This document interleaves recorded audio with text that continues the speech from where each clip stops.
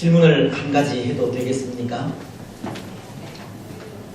질문은 별로 안 좋아하시죠? 아주 쉬운 질문입니다. 성경에 관한 지식에 관한 질문은 아니고요. 오늘 우리는 예수님을 나의 구원자로 믿고 고백하며 살아가고 있는데, 여러분들은 예수님 때문에 행복하십니까? 예수님 때문에 날마다 기쁨이 넘치고 또 예수님 때문에 매일이 살맛 나십니까? 예, 감사합니다. 여러분들은 무지 예수님 때문에 복을 받은 분들 같습니다. 예수님 때문에 늘 행복하시고 또 예수님 때문에 날마다 기쁨이 충만하시기를 바랍니다. 한 가지만 더 물어도 되겠습니까? 질문한다는데 어디 가시는지 모르겠네요. 여러분들은 예수님 때문에 날마다 변화해가는 삶을 살고 있습니까? 예, 고맙습니다. 대답은 별로 시원하지 않지만 마음속으로는 다 그렇게 또 인정하시리라 믿습니다. 오늘 우리는 예수님 때문에 매일 변화해가는 삶을 살아가야 됩니다. 예수님께서 우리에게 새 생명을 주셨기 때문입니다. 어느 교회에 새 가족이 등록을 해서 공부를 하는 중에 죄에 대해서 배우게 되었다고 합니다. 새 가족부를 담당하시는 분이 죄에 대해서 설명을 하면서 죄는 아담과 하와가 에덴 동산 중앙에 있는 선악을 알게 하는 그 나무의 열매를 먹지도 말고 만지지도 말라고 하신 하나님의 명령을 어기고 뱀의 유혹에 빠져 그 열매를 따먹었기 때문이라고, 그래서 그것이 원죄가 되어 오늘 우리에게까지 전해져 오고 있다는 말씀을 가르치게 되었습니다. 그러자 그때 그 세 가족이 흥분을 하면서 이렇게 말을 합니다. 아담과 하와가 도대체 어느 나라 사람이냐고? 만약 이 아담과 하와가 우리나라 사람이었다면 죄를 짓지 않았을 것이다 라고 이야기를 하는 겁니다. 그래서 왜냐고 물었더니 그분의 대답이 뭐라고 했겠습니까? 만약 아담과 하와가 한국 사람이었으면 선악과를 따먹을 것이 아니라 뱀을 잡아 먹었을 것이기 때문이다. 그래서 죄를 짓지 않았을 것이다.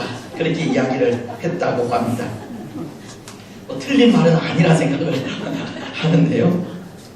창세기 3장 15절을 보면 이런 말씀을 기록하십니다. 내가 너로 여자와 원수가 되게 하고 너희 후손도 여자의 후손과 원수가 되게 하리니 여자의 후손은 내 머리를 상하게 할 것이요. 여자의 후손인 예수님이 사단의 머리를 상하게 할 것이라고 하는 말씀인데요. 이 말씀은 우리 예수님이 한국 사람이어서 사단인 뱀을 잡아먹어 승리한 것이 아니라 예수님께서 지신 십자가로 사망의 권세를 깨치고 승리자가 되셨다는 것을 말씀하는 것입니다. 다시 말씀을 드리면 예수님의 십자가는 예수님을 믿는 우리에게 새 생명을 주었다고 하는 말입니다. 그리고 예수님이 주신 새 생명으로 날마다 변화되고 새로워질 수 있는 길이 열렸다는 말입니다. 그래서 날마다 변화되어 가는 삶을 살아야 하는 것이 바로 예수님께서 주신 새 생명 때문이라는 것을 가르치는 겁니다. 여러분, 그렇다면 오늘 우리는 어떤 것 같습니까? 오늘 헌신하며 나아가는 우리 여전도의 회원님들은 어떤 것 같습니까? 우리에게서 여전히 이 새 생명이 존재한다는 것이 느껴지십니까? 예수님께서 주신 그 새 생명으로 날마다 변화해가는 그런 삶을 살아가고 있습니까? 그래서 그 변화의 삶이 우리를 기쁘게 하고 그 변화의 삶이 우리를 행복하게 하고 있습니까? 오늘 우리가 읽은 1절은 이렇게 말씀을 하십니다. 하나님의 아들 예수 그리스도의 복음의 시작이라. 하나님의 아들 예수 그리스도의 복음의 시작이라는 말씀을 하십니다. 이것은 예수님으로 인해서 새 생명이 주어졌다는 것을 의미하는 것이고, 새 생명이 주어졌다는 것은 이미 새로운 변화가 시작되었다는 것을 말하는 것으로, 새 생명을 받은 자들이 예수님으로 인해서 얼마든지 이 새로움을 누리면서 살아갈 수 있다는 것을 가르치는 말입니다. 오늘 우리는 얼마든지 변화되어 갈 수 있는 겁니다. 특히 오늘 말씀은 우리가 새로움을 입고 변화해 갈 수 있는 그 방법을 구체적으로 가르쳐주고 있다 생각하는데요. 이 세 가지 부분에서입니다. 그 첫 번째는 하나님의 음성을 들을 때입니다. 하나님의 음성을 듣는 일이 새로움을 입을 수 있는 방법이라는 것입니다. 2절로 3절은 이렇게 말씀하지 않습니까? 선지자 이사야의 글에 보라, 내가 내 사자를 내 앞에 보내노니 그가 내 길을 준비하리라. 광야에 외치는 자의 소리가 있어 이르되 너희는 주의 길을 준비하라.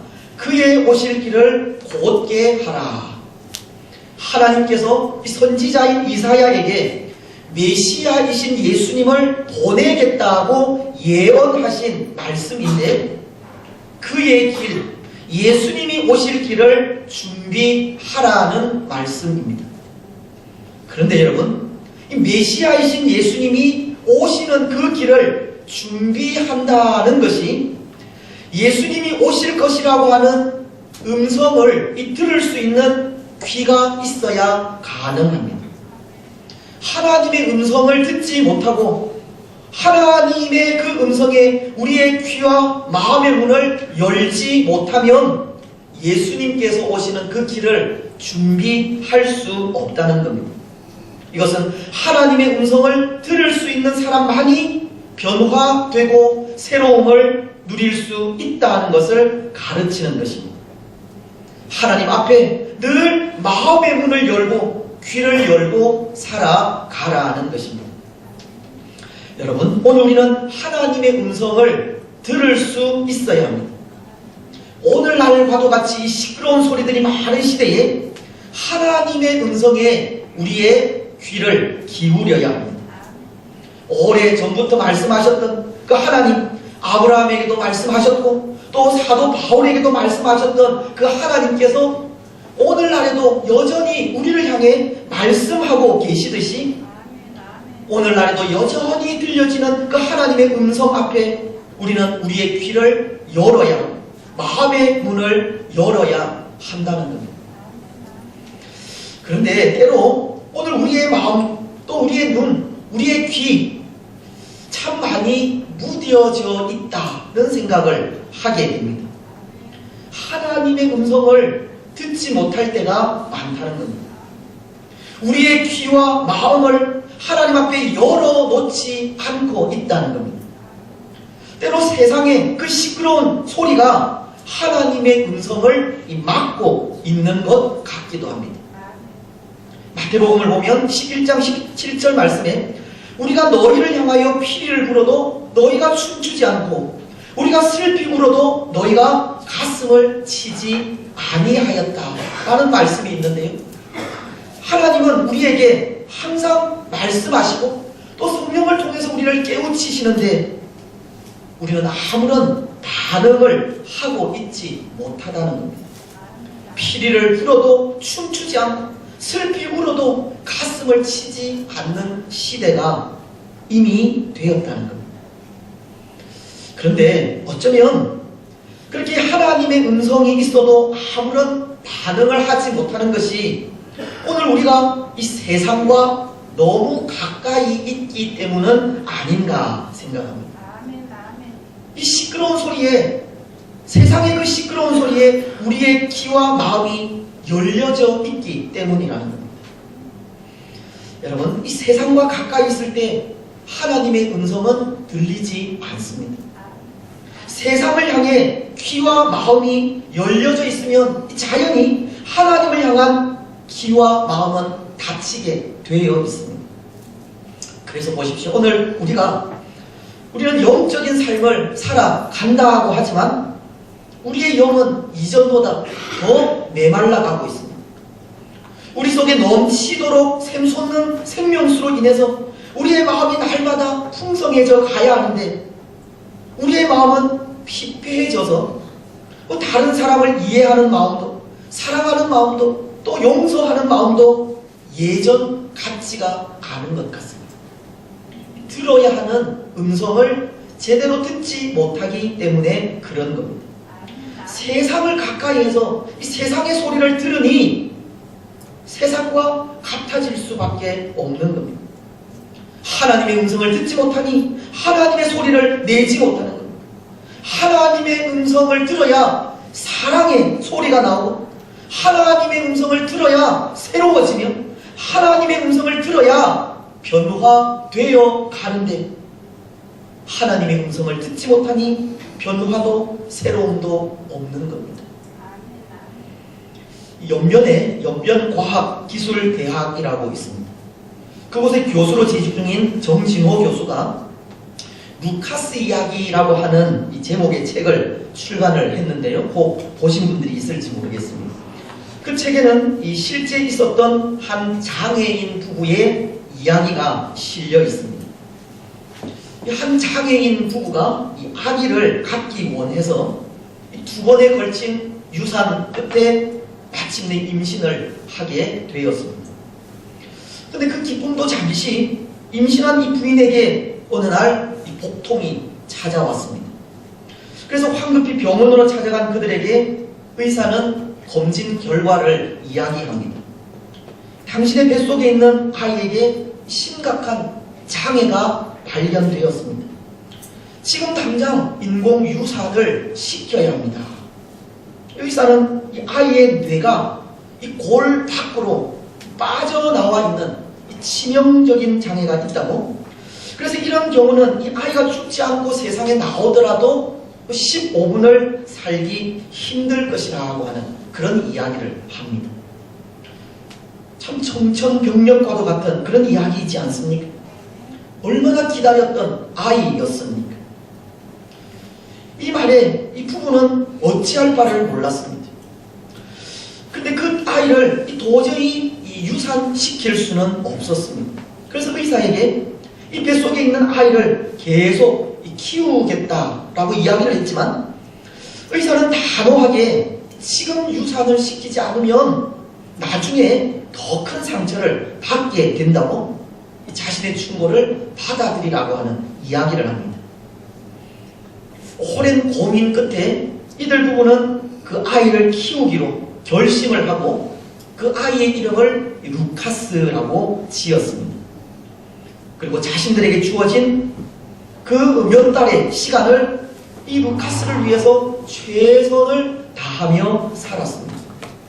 매일 이 루카스에게 아름다운 찬양을 들려주었고 루카스를 위해서 매일 기도했으며 비록 이 루카스를 볼 수는 없었지만 만질 수는 있었고 또 느낄 수 있었기 때문에 매일 뱃속에 있는 그 아이와 영적인 대화를 나누었습니다.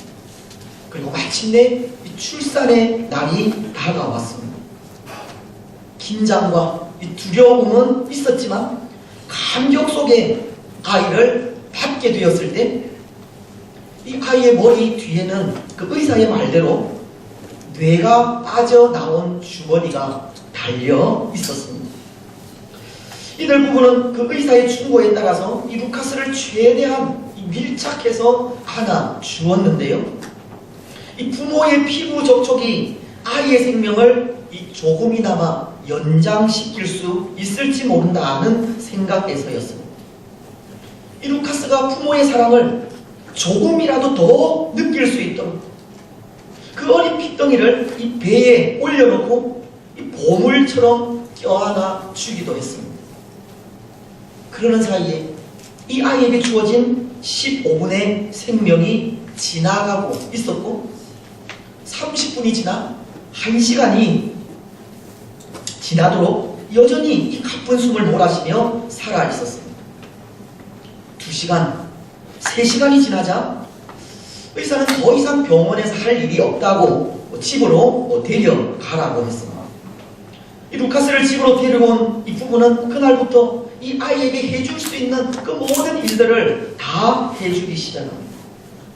루카스를 위해서 서둘러 세례를 받게 했고 매일 선물을 안겨주기도 했으며 때로 교회 교인들을 불러서 파티를 열어 이 루카스에게 사랑의 말을 던지기도 했습니다.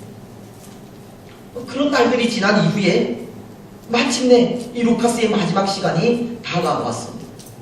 루카스는 17일을 살았고 부모의 곁을 떠나게 되었는데요.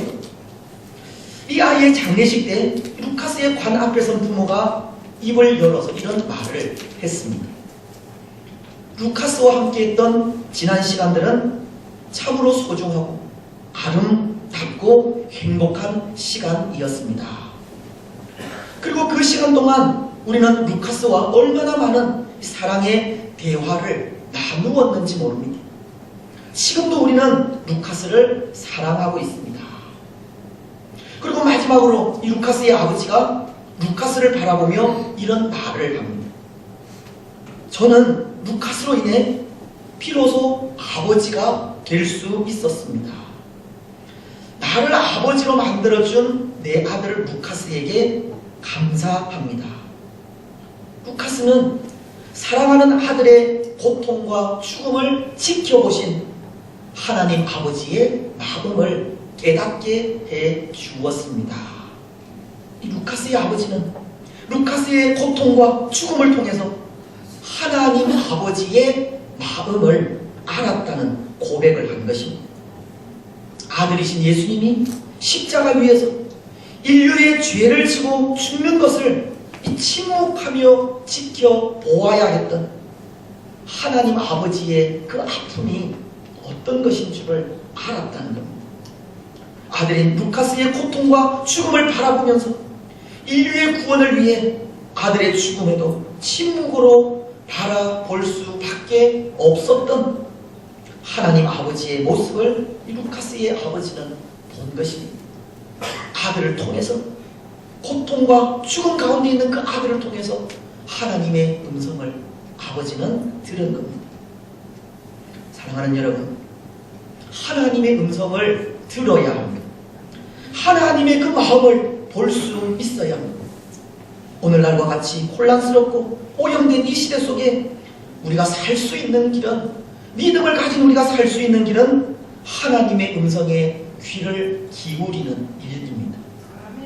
흔들리는 세상의 물결 속에 우리 자신을 지키고 또 하나님의 음성을 낼 수 있는 것도 하나님의 음성에 귀를 기울이는 일입니다. 우리의 마음을 변화시키고 우리의 삶을 새롭게 하며 우리 인생에게 새로운 시작을 하게 하는 그것도 날마다 하나님의 음성에 귀를 기울이는 일입니다. 오늘 우리는 늘 하나님의 음성에 귀를 기울이시기를 바랍니다. 누구를 통해서든 어떤 환경을 통해서든 말씀하시는 하나님이심을 기억하며 하나님의 음성을 듣는 우리들이 되시기를 바랍니다. 아멘. 이제 또 하나, 변화의 삶을 위해 회개하라는 음성을 들어야 합니다. 오늘 우리는 날마다 회개의 삶을 살아야 한다는 겁니다. 여러분, 예수님은 공생애를 시작하실 때 가장 먼저 외치신 말씀이 회개하라고 하시는 말씀이셨습니다. 오늘 15절에서 전하고 있는데요. 이르시되 때가 찼고 하나님의 나라가 가까이 왔으니 회개하고 복음을 믿어라 하시더라. 예수님은 그의 사역을 시작하실 때 가장 먼저 선포하신 말씀이 회개하여 복음을 믿으라는 말씀이셨습니다. 또한 예수님 앞서 광야에서 외치는 자의 소리였던 세례 요한도 마찬가지였는데요. 오늘 4절 말씀은 세례 요한이 광야에 이르러 죄 사함을 받게 하는 회개의 세례를 전파하니, 세례 요한도 회개의 세례를 전파했습니다. 날마다 우리의 죄를 내어놓고 회개하는 것이 새로워지는, 변화되는 길이라는 겁니다. 여러분, 회개라는 것은 이 죄나 잘못을 내어놓고 뉘우치는 것을 말하지 않습니까? 특히 이 단어 속에는 그 잘못된 것에서 떠나 다시는 그 죄의 자리로 돌아가지 않는다는 뜻을 포함하고 있는데요. 날마다 우리의 잘못을 내어놓고 회개한다는 것은 다시는 잘못된 길로 나아가지 않도록 살피는 것을 말하는 겁니다. 항상 우리 자신을 살펴 거짓되고 잘못된 길에서 하나님의 말씀으로 이렇게 돌이키는 것이, 돌아오는 것이 회개라는 겁니다. 죄로 인해 멀어졌던 우리의 마음과 생각이 하나님께로 더 가까워지도록 끌어당기는 것이 회개라는 것입니다. 그래서 다윗은 시편 51편을 통해 내 죄가 항상 내 앞에 있나이다 라는 고백을 하면서 내 마음에 정한 마음을 창조하시고 정직한 영을 새롭게 해달라고 기도를 드렸습니다. 다윗은 자신이 늘 하나님과 멀어진다, 정한 마음과 정직한 영을 통해 하나님과 더 가까워지도록 기도하며 나아간 것입니다. 그 잘못된 길에서 돌이켜 다시금 하나님께로 돌아오기를 기도하며 소원했다는 겁니다. 여러분, 오늘 우리도 우리의 죄가 항상 우리 앞에 있습니다. 날마다 하나님의 곁을 떠나려고 하는 우리들이라는 겁니다. 그러니 우리의 영적인 삶은 변화가 아니라 무뎌져 가는 겁니다. 새로움이 아니라 부패해져 가는 겁니다. 비록 예수님의 보혈로 죄의 용서를 받았지만 우리의 연약함이 다시금 죄를 향하게 하고 악한 길을 쫓게 한다는 겁니다. 하지만 그럴 때마다 우리는 또다시 회개하며 나아가야 합니다. 또다시 죄의 길로 나아가지 않도록 해야 하고 우리 자신을 돌아보면서 하나님과 더 가까워지도록 해야 합니다. 사도행전 3장 19절은 이런 말씀을 하십니다. 그러므로 너희가 회개하고 돌이켜 너희 죄 없이 함을 받으라. 이같이 하면 새롭게 되는 날이 주 앞으로부터 이를 것이요. 베드로 사도는 성령의 충만함을 입어 설교를 하면서 회개의 말씀을 선포했고, 회개할 때 새롭게 되는 날이 주 앞으로부터 이를 것이라고 했습니다. 회개의 삶을 통해 변화되어 가는 것을 말씀하시는 겁니다. 회개는 우리를 새롭게 변화될 수 있는 기회를 줍니다. 회개는 새로운 시작의 출발점이 됩니다. 회개는 복음을 더욱 복음되게 합니다. 오늘 우리는 회개의 삶을 통해서 새롭게 변화되어 가시고, 회개의 삶을 통해서 예수 그리스도 안에서 새로운 시작을 출발하시며, 회개의 삶을 통해 구원의 복음이 얼마나 복된 소식인지를 깨달으시기를 바랍니다. 날마다 우리의 삶을 돌아보면서 죄의 길로 나아가지 않도록 하는 우리들이 되시기를 바랍니다. 이제 마지막으로 변화의 삶을 살기 위해 성령 안에 거하는 삶을 사셔야 됩니다. 성령의 사람이 되어야 한다는 겁니다. 오늘 9절로 12절은 성령께서 일하시는 장면을 기록한 말씀인데요. 10절은 이렇게 기록을 하십니다. 곧 물에서 올라오실 때 하늘이 갈라짐과 성령이 비둘기같이 자기에게 내려오심을 보시더니, 예수님께서 세례를 받으신 이후에 성령이 비둘기같이 하늘에서 내려왔다는 것을 말씀하십니다. 성령님께서 예수님의 세례를 도우셨다는 겁니다. 성령님이 예수님의 사역에 동참했다는 겁니다. 다시 말씀을 드리면 성령님은 우리를 도우시는 분이고, 성령님의 도우심으로 우리는 변화된 삶을 살아갈 수 있다는 말입니다.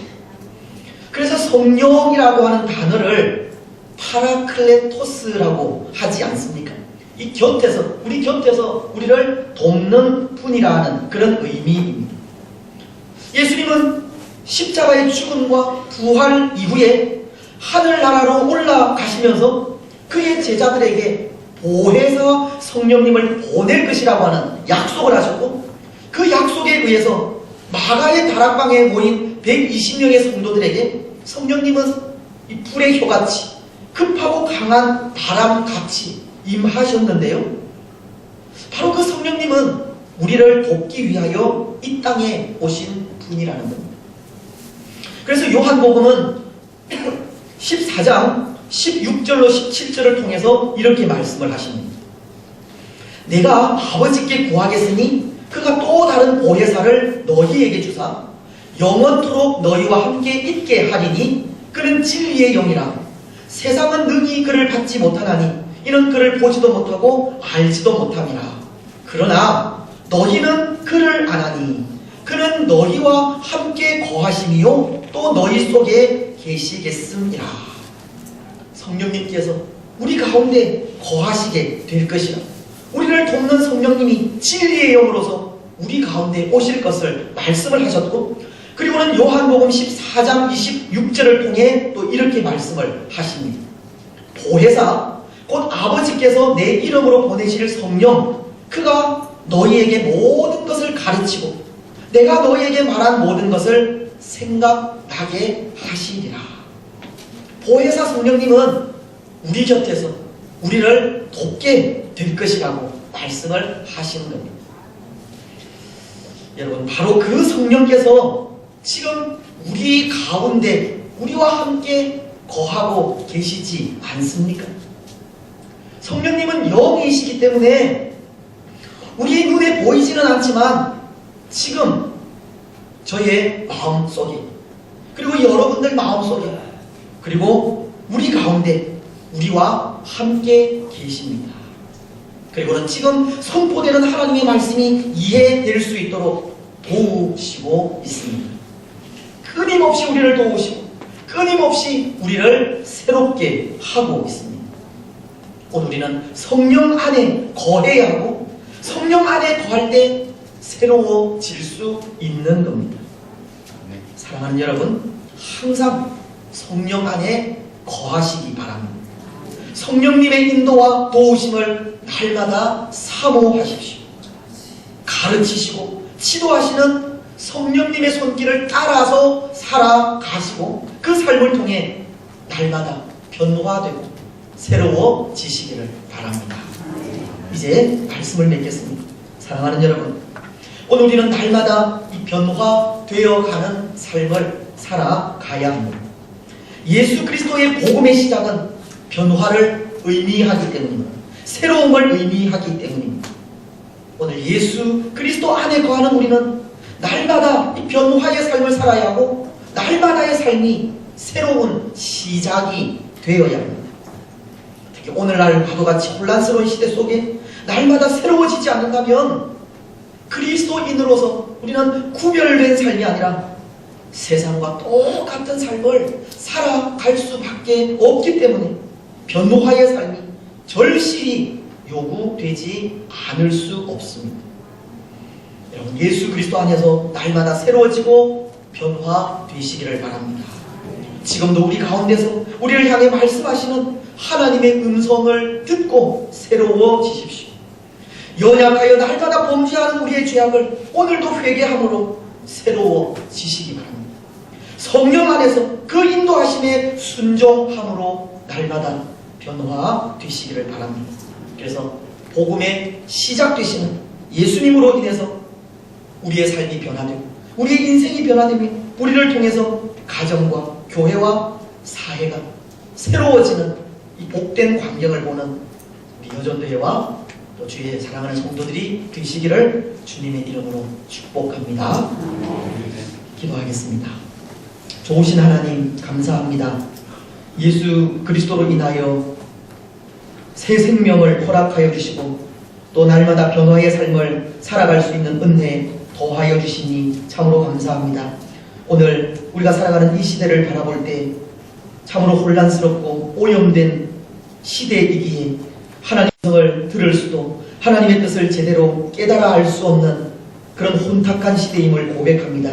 하지만 우리 마음의 문을 열게 하시고 하나님의 음성을 듣게 하시고 또 날마다 우리의 죄를 회개하면서 하나님으로부터 벗어난 우리의 마음, 우리의 생각을 하나님 말씀 앞으로, 하나님 앞으로 또 날마다 또 더 가까이 나아오는 우리들이 되어질 수 있도록 또한 성령의 인도하심을 따라 온전히 순종함으로 변화되고 새로워지는 우리들이 되게 하옵소서. 오늘 사여전도회 또 하나님 앞에 헌신하며 나아갔습니다. 가정들을 주께서 기억하여 주시고 또 그 가정들 가운데 하나님 기도의 소원과 하나님 앞에 더 귀한 모습으로 설 수 있는 은혜를 더하여 주시옵소서. 무엇보다도 믿음을 더하여 주시고 또 우리 사여전도회를 통해 주의 교회가 더 아름답게 성장해 갈 수 있도록 축복하옵소서.